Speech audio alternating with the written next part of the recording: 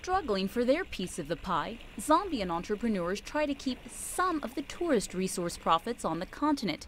But this has been difficult as the investment climate in the country is tilted in favor of foreign investors who receive steep tax breaks, making it that much more difficult for Zambian entrepreneurs to compete.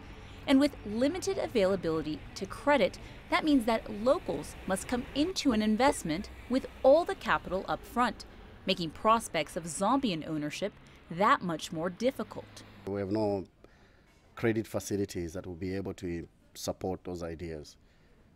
And so very few ideas wake up around tourism. It's actually a very risky business to put in your own money and hope for the best of returns when already it's not a guaranteed market. There are already established players in the system. So in terms of local entrepreneurs, I would think if they would have access to credit and stable credit and reasonable rates, that would probably help them to be able to build. There's a lot of open land here. There's a lot of activities that are yet to be brought to fruition. Just a few kilometers from one of the 7 wonders of the world, Livingstone is Zambia's tourism hub. And with an airport nearby, the infrastructure system here supports tourism, something that's lacking in other parts of the country. But the government says that it's determined to help build the needed infrastructure to grow its other tourist destinations.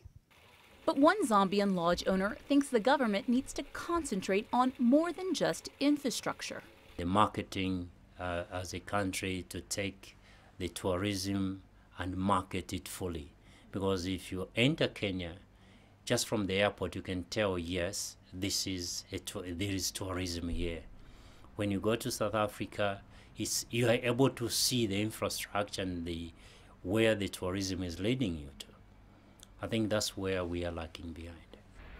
Tourism in Zambia is a high priority for the government, viewed as a new growth frontier sector, having been reintroduced to the world when they successfully hosted the United Nations World Tourism Organization Conference.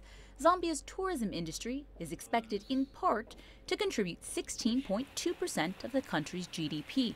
The industry has also been identified by the National Strategy for Industrialization and Job Creation as an employment-creating sector. Jiitu Abraham, CCTV, Lusaka, Zambia.